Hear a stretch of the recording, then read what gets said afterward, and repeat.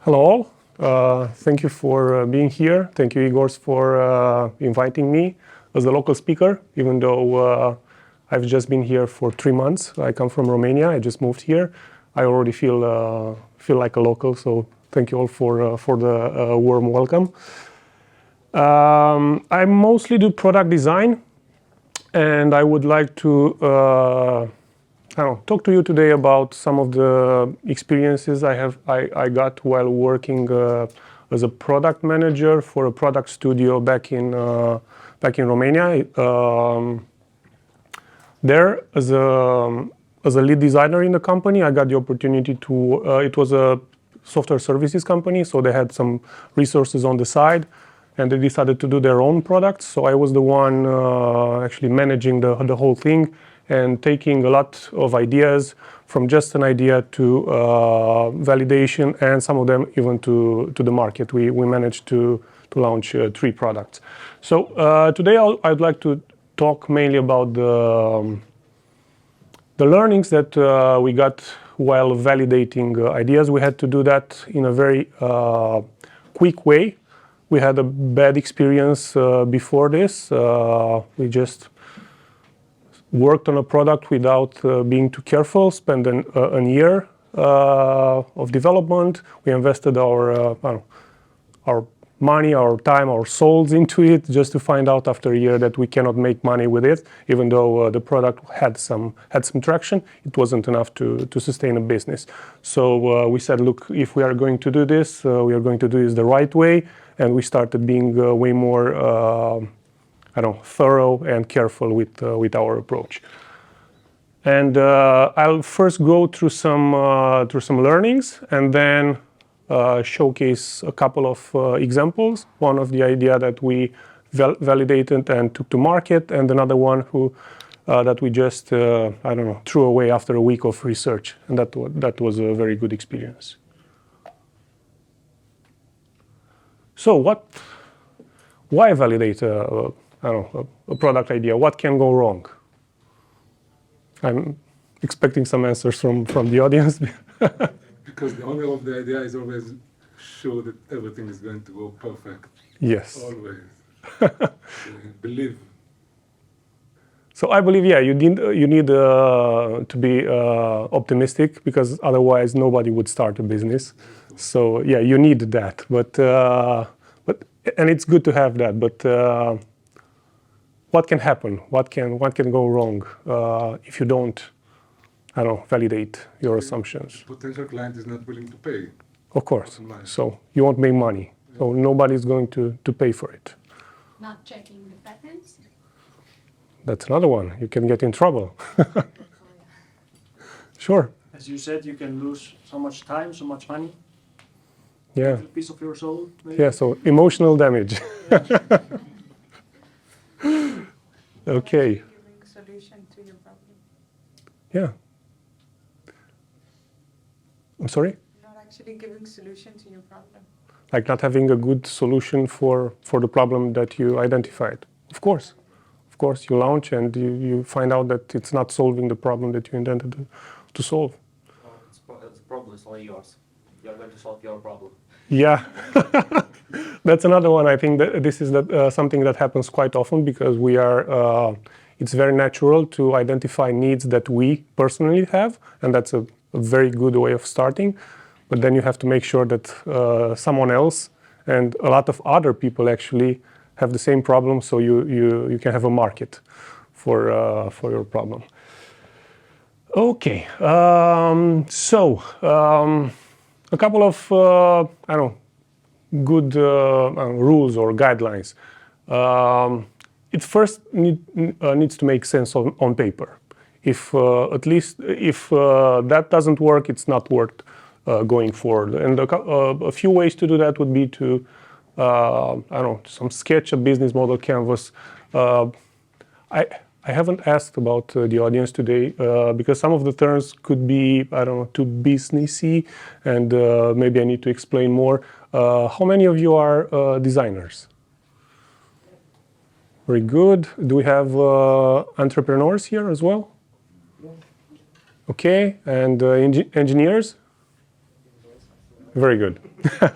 So business model canvas, for the ones of you who don't know, it's a very simple schematic with 8 or 9 quadrants where you have to think about your customer segments, your value proposition. How are you going to market your solution? How are you going to make money with it? After you draw the line, are you still making a profit? So it's an overall picture of a business, and it helps you really see some flaws, some initial flaws in your idea. A fitness score, we have developed a custom set of benchmarks because we had a lot of ideas to benchmark. And some of those criteria are quite helpful. I'll share them with you. And another one would be to simply simulate your business model. You'll do a very simplified version of a cash flow. That means what do I have to spend? When will I start making money? What's going to influence my profit? So a simplified version of the flow of money through your business. And I'll explain this later, what was the benefit for us. Again, if you want to fitness score, what is fitness score? I'll show this later. It's a set of benchmarks. So you can give some scores, and you can calculate an average at the end to, it helped us rank multiple ideas. No. For us, it helped us rank multiple ideas to see which one we should take forward. But for someone who only works on one idea, just the set of criteria, I think it's still good enough to just, think of some things that maybe are not so obvious. Very important. You need to have competition. If there's no competition, I think that's a really bad sign. It's very, very difficult to come up with something new nowadays because a lot of people have access to knowledge, to the internet, to funding. So if there's no one else doing something similar, the best or the first thought should be I should dig deeper because I haven't researched enough. Important to find people who are already making money in a similar market. It doesn't have to be the same idea, but should be something similar to have a confirmation that people are already paying for something similar. It's just, and also find competitors who have failed, because the ones who have failed can share a lot of stories and can share a lot of learnings. This is the most difficult part because they're not very easy to find. They're not making the headlines of newspapers. They're not on Crunchbase. So in order to find people who have failed or failed early, I don't know, you have to reach out to your network, discuss with investors maybe, with business accelerators who have got in contact with that type of startups. And very important not to get emotionally attached to it, because once you do that, it's very hard to listen to feedback anymore. Like when you start to build something, you have your idea in mind, you have a solution, you won't be so open to hear feedback and hear maybe the complaints that other people have, the signals that you could get from the market that something is wrong. So this is a big one. And how do you do that? I would say you start with a list of assumptions. You need to be very honest with yourself. What is the thing that I'm assuming here and that I'm not sure of? Because some of the things may seem very obvious to us, but they may not be generally true. So I would say start with a list of honest assumptions, and then take them one by one and come up with simple tests to validate. And again, don't build anything before making sure that you have a solid plan, at least on paper. And discuss it with anyone. For us, at least in the beginning, and I'm sure for many others, there is this fear of someone else stealing your idea and making a fortune. That's not the case. That's definitely not the case, because in order to succeed, you need more than an idea.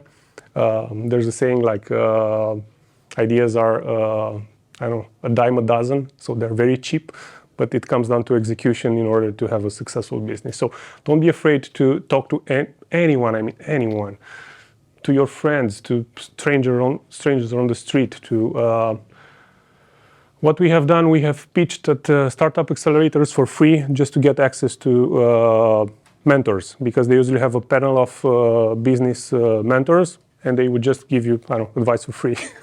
And that's a very good way of, I don't know, socializing your idea. Hire a business consultant. It's quite cheap to get an hour with someone who has done this before. They would, some of them will probably do it for free to help you. So it's quite a good plan. And another one would be, this is a more funny one, but do a mock press release. That's a crazy way of validating a business.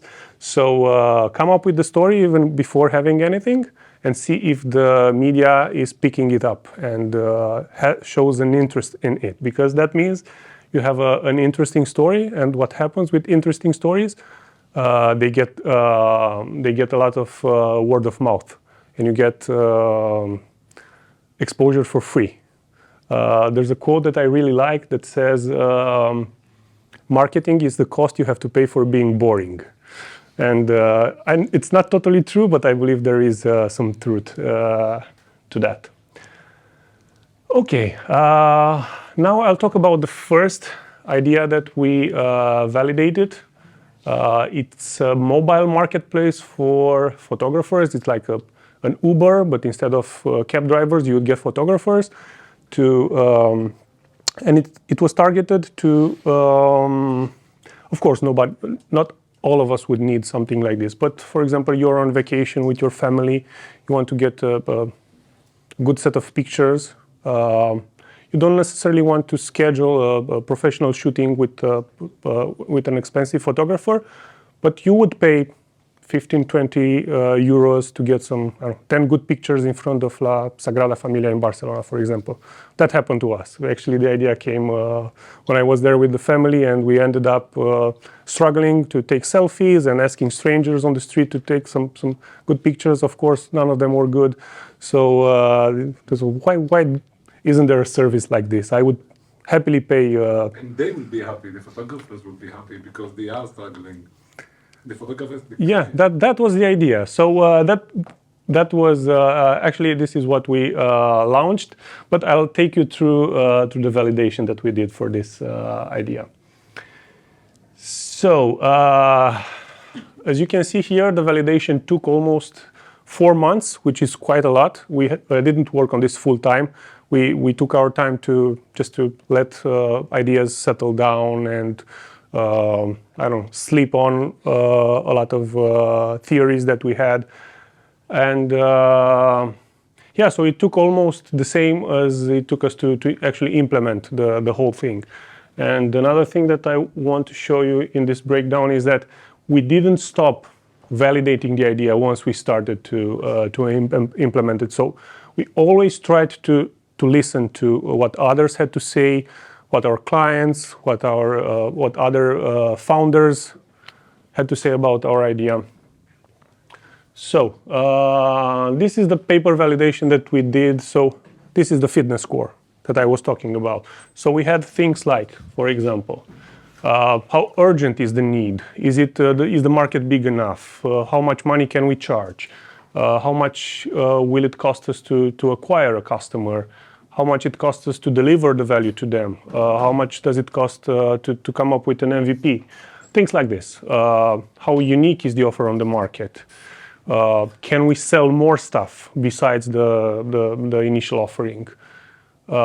Can we do more money out of the content that we are generating instead of just charging for it once? And of course, how easy is to validate the assumptions, because we discarded the ideas that were difficult to validate.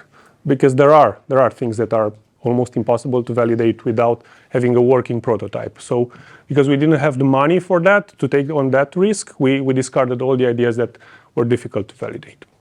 And of course, this is quite standard. How attractive is the business you're getting into? Are there a lot of competitors there? Is it room for another one? Things like this. So it's quite standard things that you would find in business books. That's where we took them. We didn't invent any of it. So what we did in order to rank multiple ideas, we actually gave scores, and we had a weighted average to be able to choose from multiple ideas that we had. Okay, so this is what we assumed. Photographers are willing to do this type of work because it was quite different than what a photographer would usually do, like advertise on Facebook, get hired for very expensive jobs like a wedding, I don't know, a corporate event. So this would have been quite different from doing that type of work and identifying with that, I don't know, type of professional, to staying on the street with a cell phone in your hand and waiting for people to ping you to do 10, 15 euros gigs. So we wanted to make sure that we find enough photographers willing to change to this type of work. We wanted to validate the price with the photographers because, at least back then, they were quite expensive. It's not, I mean, a wedding went for, I don't know, 1,000, 2,000 euros. So want to make sure that they're willing to work for much less than that. They're willing to give us something in return. And of course, we wanted to make sure that the technology works for this. The entire idea of the service was to be able to do a mini or a micro photo shoot on the street with instant results. Like the photographer would, I don't know, request the photographer, it would arrive in less than 5 minutes, take a 10-minute photo shoot, then select the photos, edit them on a mobile device, and then upload them to the app to get paid. And all this in 30 minutes. That was quite difficult, and we wanted to make sure that it is possible. The technology is there, and the whole workflow would fit inside that 30 minutes time frame.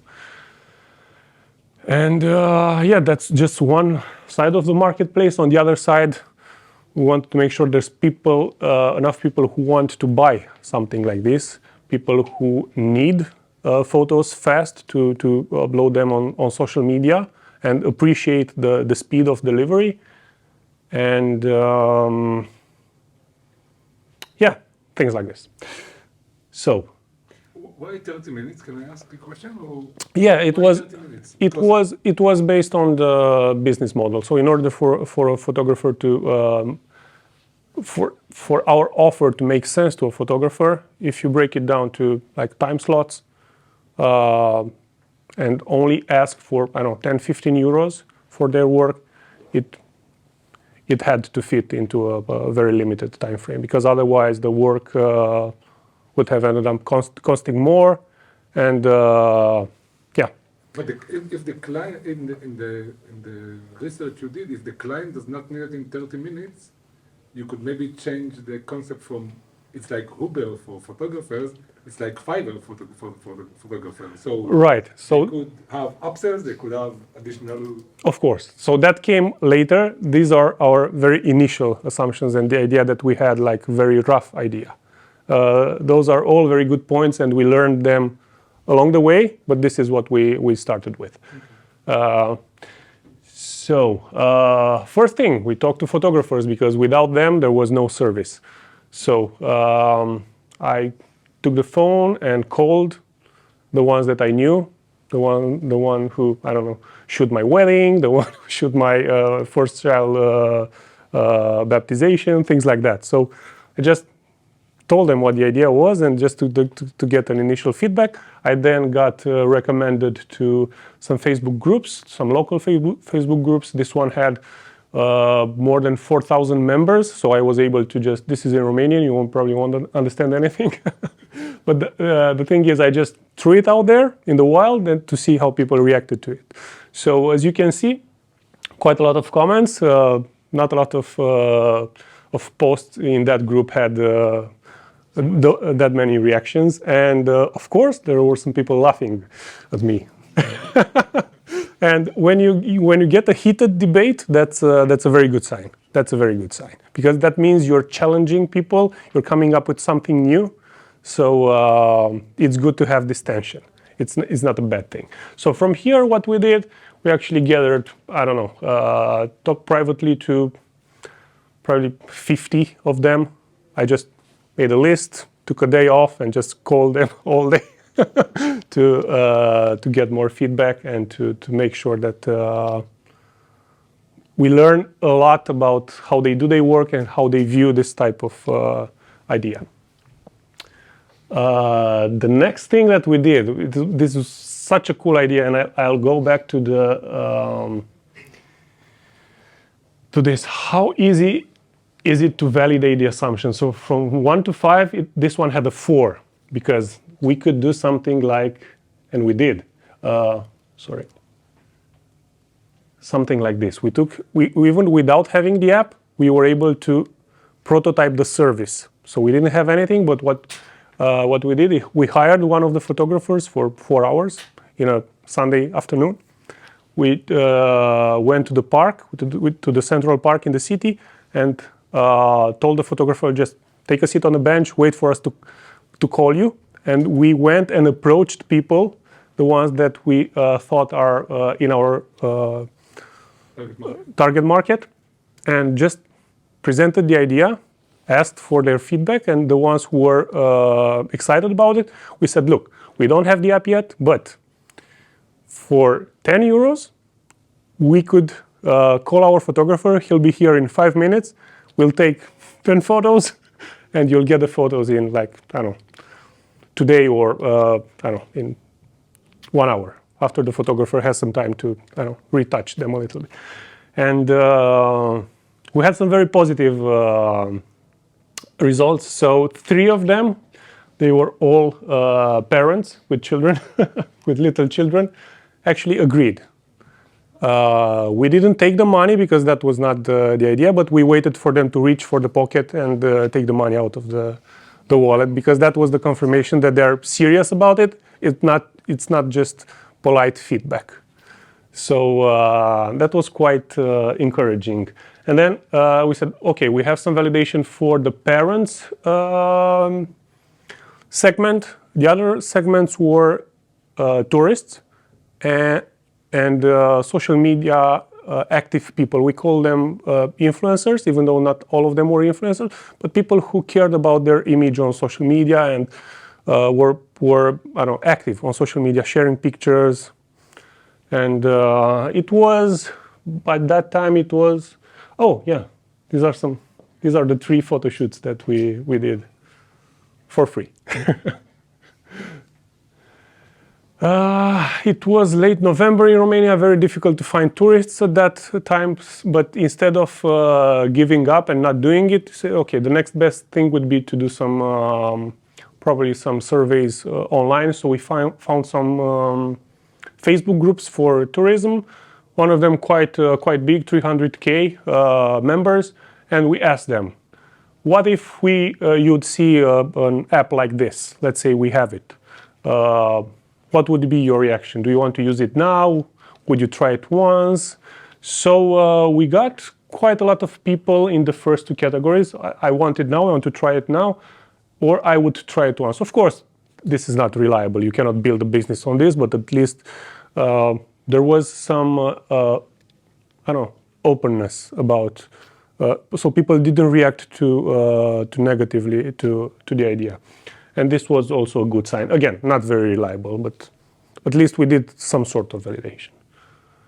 And influencers. So we got I was the one doing this, so I had to research a lot of people on Instagram, most of them girls, of course.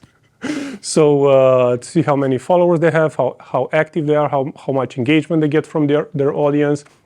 We knew we wanted local or micro-influencers that are not very popular, because the ones that are very popular already have their, teams of, makeup artists and photographers and all that, so they wouldn't bother using a service like this. But the ones that were coming up, we believed we had a market there.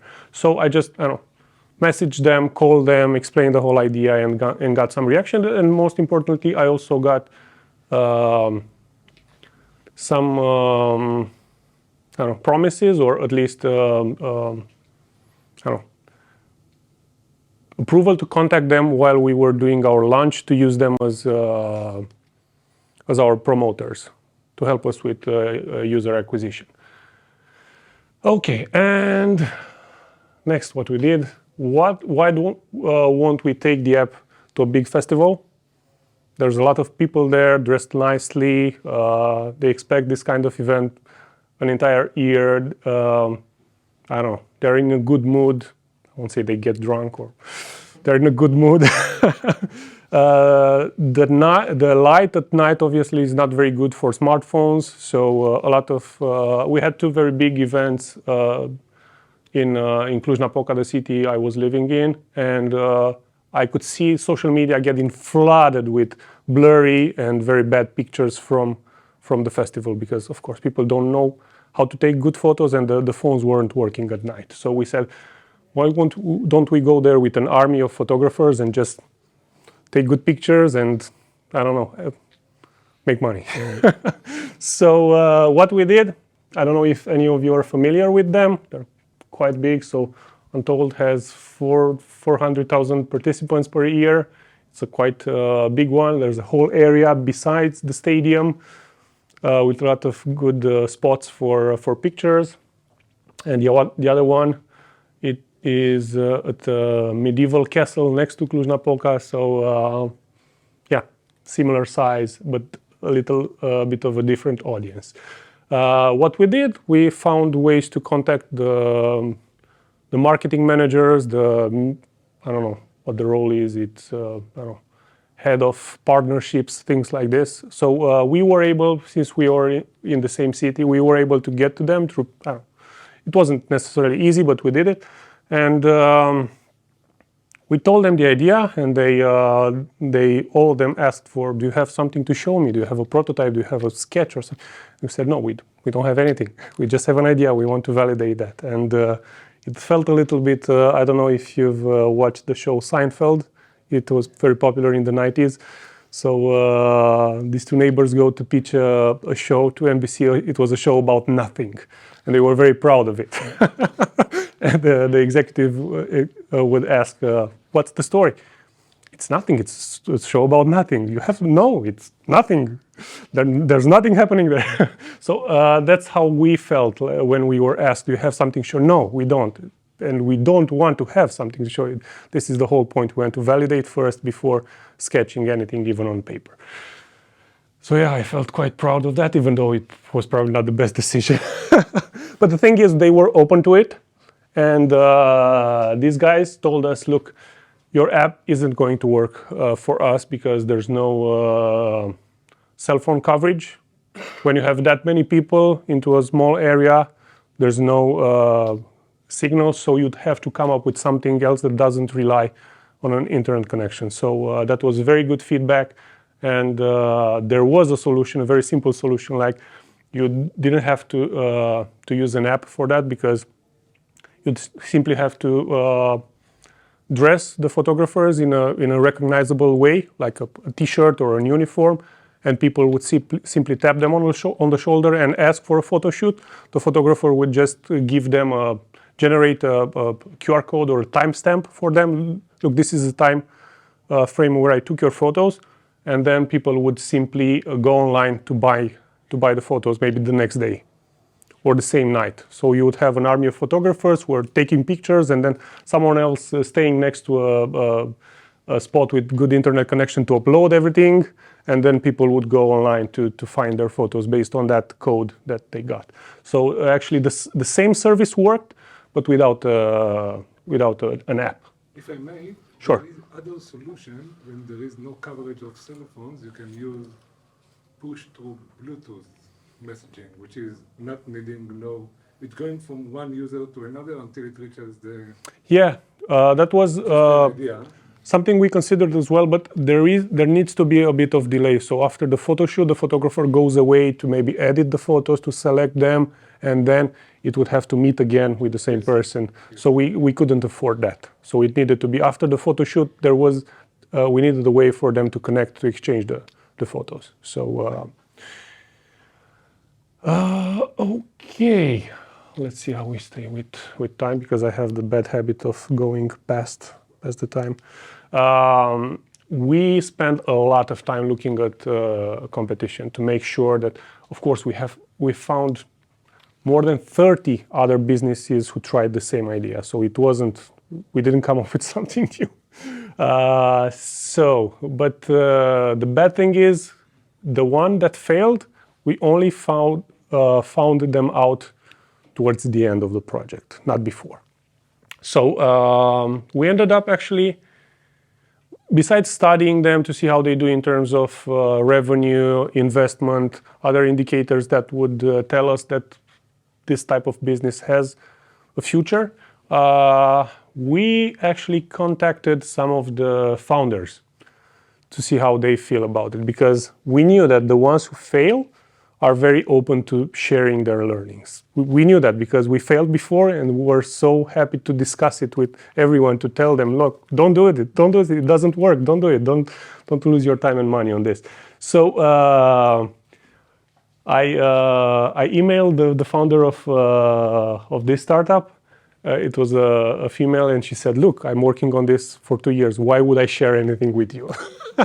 And that was actually a good sign, because we knew that even though we couldn't find any public numbers on them, we knew that after 2 years, she's still in business. And that's a very good sign. So that's the type of thing that it's quite, I would say, unusual to do when you're starting your business.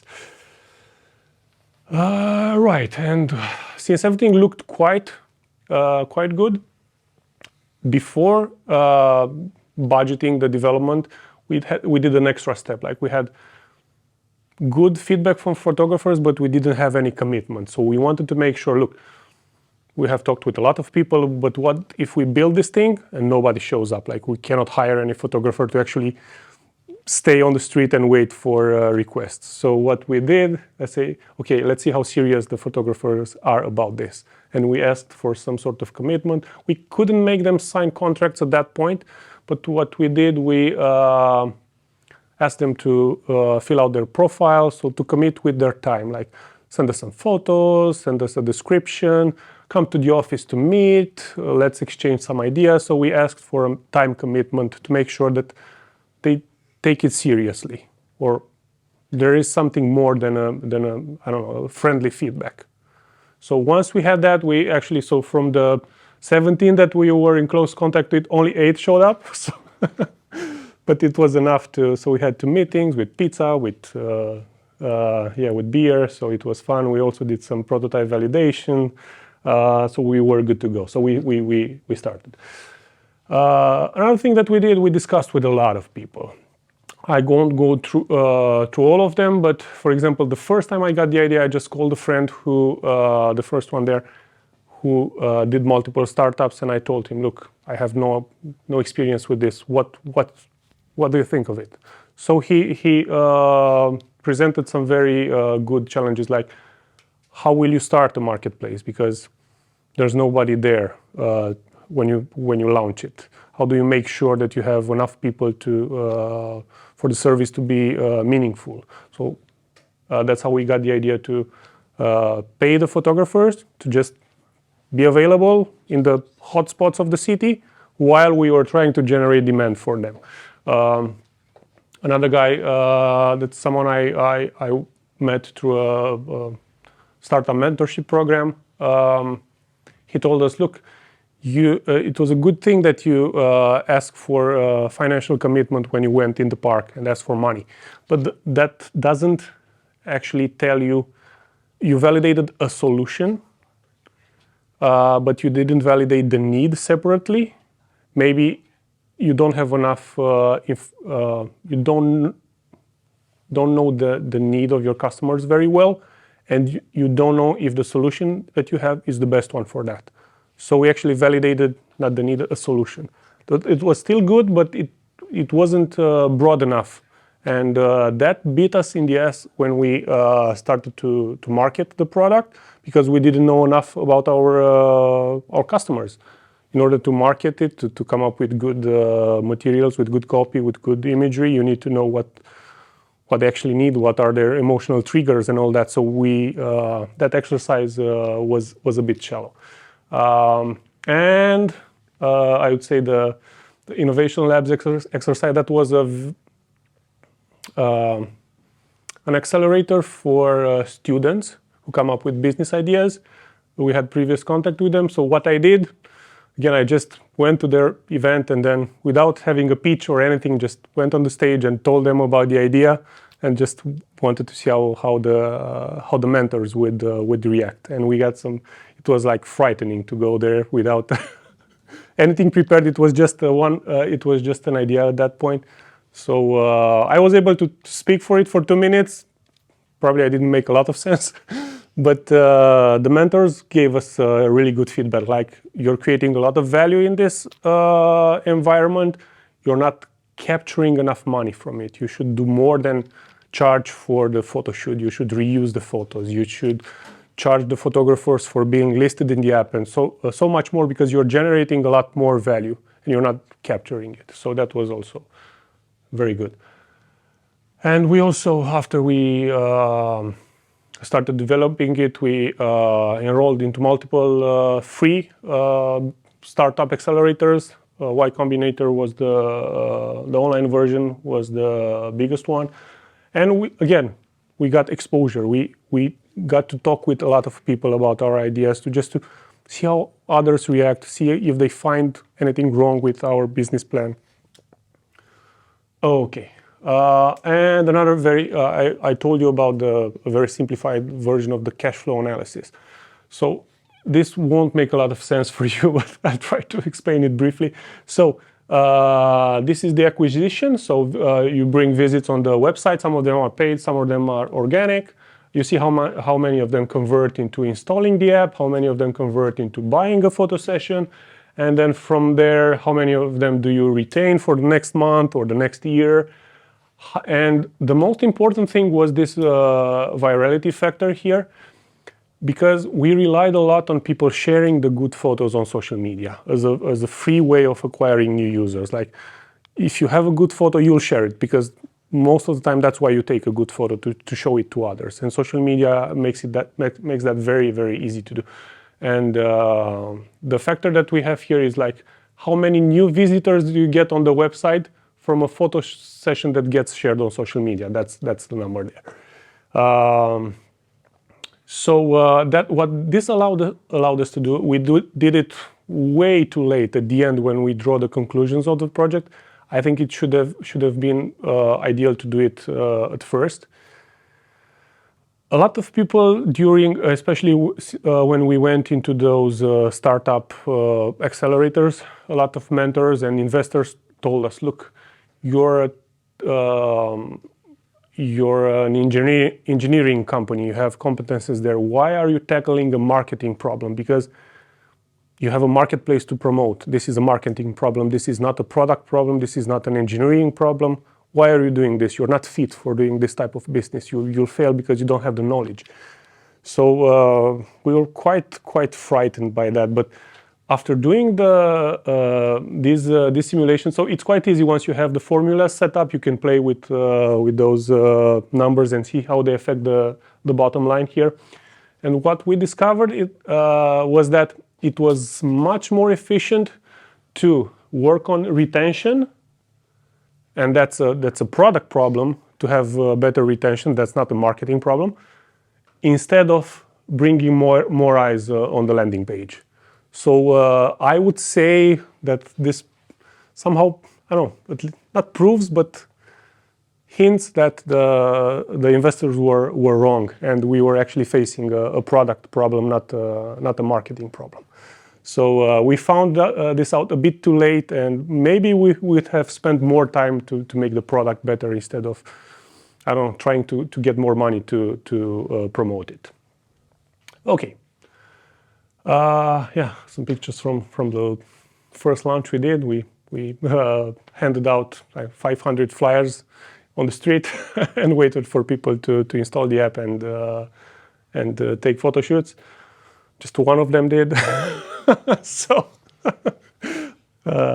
okay. I think I already talked about the lessons that we learned along the way. So that was the first idea. That was, I think, a good an exercise with a happy result. The other idea that we did, let's see how we are on time. This is one of the ideas that we scratched in less than a week, and we felt so proud of this because that meant our process was sound enough. So the idea was, why would you have to wait when you get into a restaurant for the waiter to bring you the menu, to take your order, wave at him to bring you another glass of wine. At the end, when you want to leave, just again ask for the check. If there are multiple people on the table, you need to split the check and do all those computations and make sure that you leave the right amount and all that. That was during the time when my daughter was quite young and impatient, and it was very difficult for us as a family to go eat out because the entire experience was bad. She didn't have any patience to wait for the food to come in, for the check and so on. So we said, why don't we do something like this? Digital menu, it would be an app, you would be able to, multiple people from the table would be able to share the same order and add their things. They could pay whenever they want and leave the group without asking for a split check. You could call the waiter to, I don't know, bring you another glass of wine, to bring you a dessert, things like this. So we said, okay, this would be a marketplace for, still a marketplace, and this would have been the basic level. But after that, by knowing the preferences of the users, we would have been able to upsell things from the menu. Why don't you order a glass of wine with this pasta because it works really well? Or be able to control what type of recommendations we would do to the users. Where do you want to go out tonight?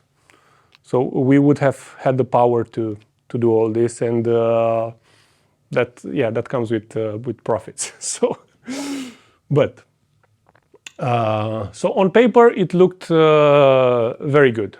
It looked good because the business opportunity was this one from here was quite good. There was good pricing potential. There was a big enough market, and also it was quite easy to validate the assumptions. I won't go into more details, but it was actually the highest one that we evaluated, and the fastest one to dismiss. So this shows a contrast between how something can look so good on paper, and when you go out in the field to do some research, you find something totally different. So we started actually with competitors. There were some competitors, two of them actually in the same city, Hip Menu and Fast Order. We found another one in the US. This one had 2,000 restaurants already on the platform, so it was quite impressive. But all of them started with a dine-in experience and then quickly switched to either delivery or a pickup. Like you would pre-order your food and you go and pick up your bag from the restaurant, but not stay in the dining room to enjoy it. This one, even though all the marketing copy on the website suggested they have a dine-in experience, when we looked at the comments on the app stores, it was very obvious that they were only doing pickup.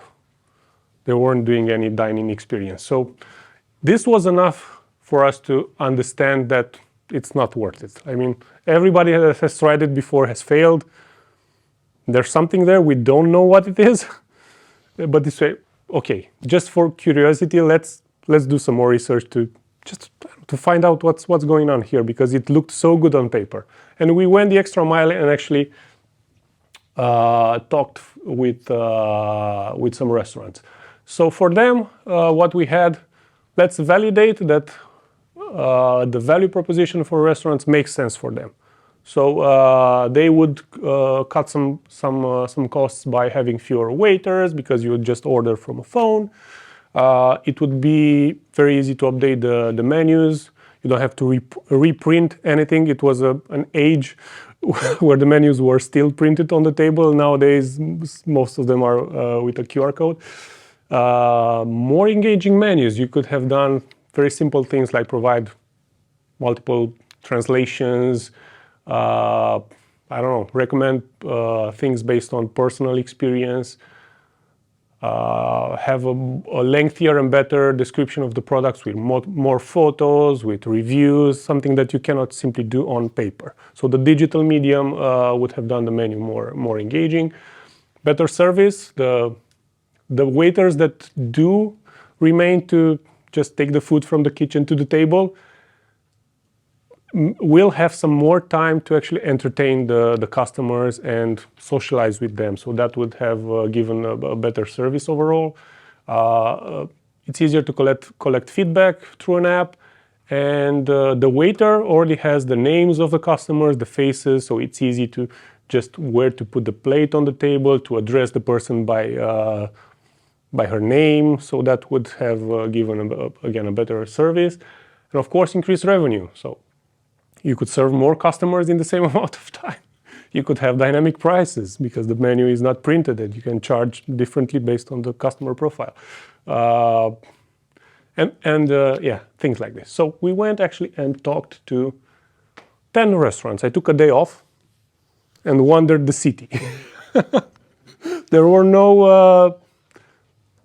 no meetings scheduled. I just knocked on the door. Look, I want to talk to a manager, to a waiter, whoever is available. I want just to exchange some ideas. And it worked like this for most of them. Some of them rescheduled an appointment with the manager, and I came back the second day.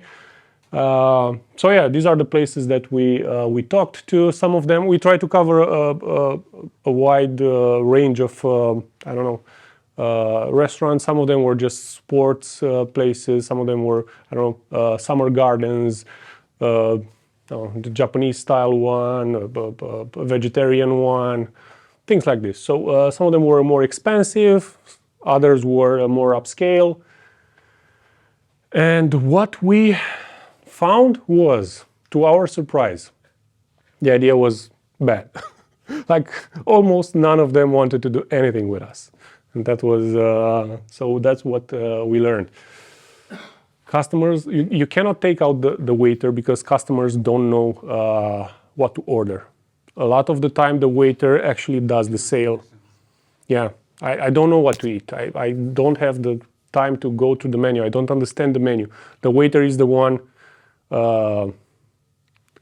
selling the food to you. So that was a bad business decision to take out the waiter from the equation. All those waiting times that we get so annoyed about, it's not because they are short on staff, on waiters. It's because the kitchen cannot keep up with the high demand. And what happens, they have like a lunch rush hour and a dinner rush hour, and it just doesn't make sense to extend the kitchen and have it empty for the rest of the day. So it's better just to balance the waiting times in order to allow the kitchen to keep up. So a good waiter would actually manage those waiting times to provide you a good experience. So, okay, you wait a little bit until you get the menu. We wait a little bit until you provide the order. You get the drinks first, and then you get some part of the food, and then so they are specially trained to manage all this so that the kitchen can keep up and you can still have a good enough experience. And one of the owners said, with an app like this, what happens at 8 o'clock or 9 o'clock when everybody rushes in for dinner? What would my kitchen do at that time? It's impossible to, I cannot allow something like that. And for us that were not in the industry, because we were, again, software people, had no idea. Social interaction goes a long way in creating a good experience. So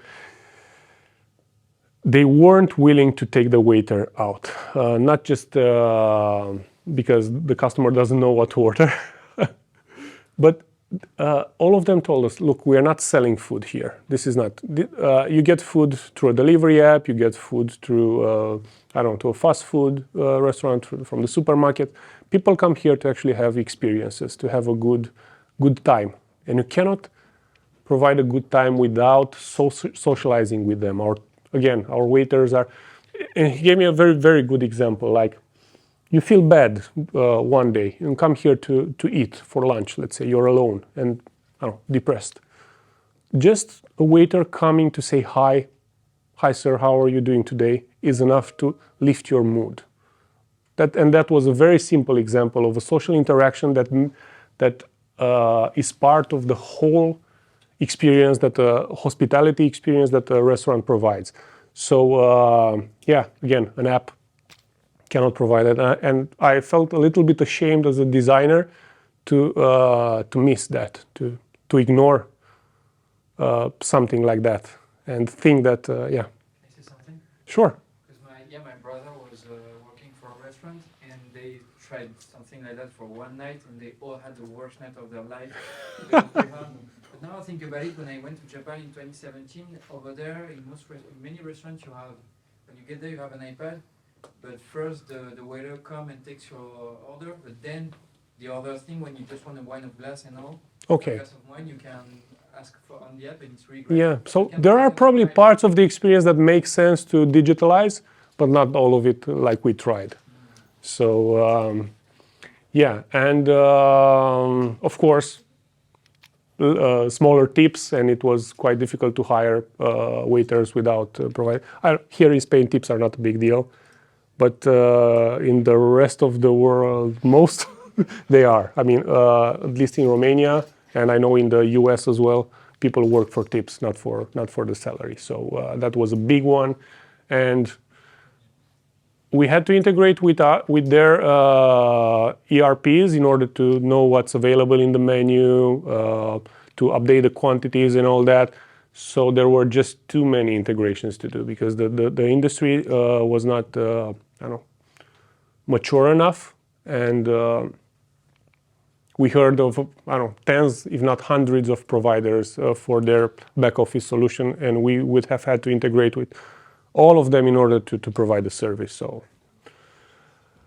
yeah, so happy to say that in a week we took an idea that looked very, very good on paper, and we just threw it out. And as a confirmation, I actually saw the solution implemented weirdly in the same city after the lockdown was lifted. Some other software company did it with European money, and the experience for the customer was good. I mean, I was so happy to push a button to ask for another cocktail and just pay through the app and just leave the restaurant. But it didn't took off, of course.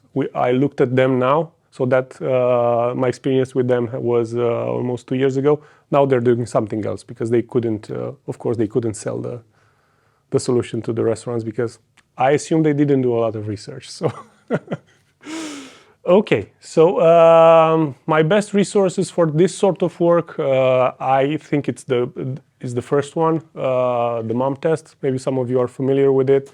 What it says,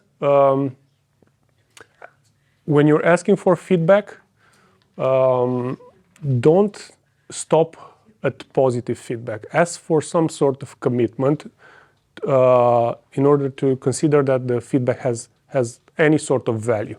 And you could ask for financial commitment, like pay me, You want it? Pay me now. Prepay me. Pay me now. I'll provide the service 6 months from now. You can ask for time commitments, like do something for me. Share, commit with your time so that I know that you're serious about it. Or the third one is a reputation commitment. Put your, your reputation on the line for me. Recommend me to your friends. Recommend me to your boss. So if you really believe in what I do, give me something back. So that's the whole. That's the main idea from the book. But it's a very short book and it's really fun to read. Second one, it's like 2 years of master in business in a single book. It's very, very well written and simplified, and anyone can understand what it takes to actually run a business from inception to, the whole thing. And I think the last one is quite popular. I shouldn't have put it there because it's recommended by everyone who does startups, but it still insists on doing a lot of validation and small iterations, and take it step by step. Thank you for listening. I hope I didn't go over time too much. I'm sure I did, but not by long.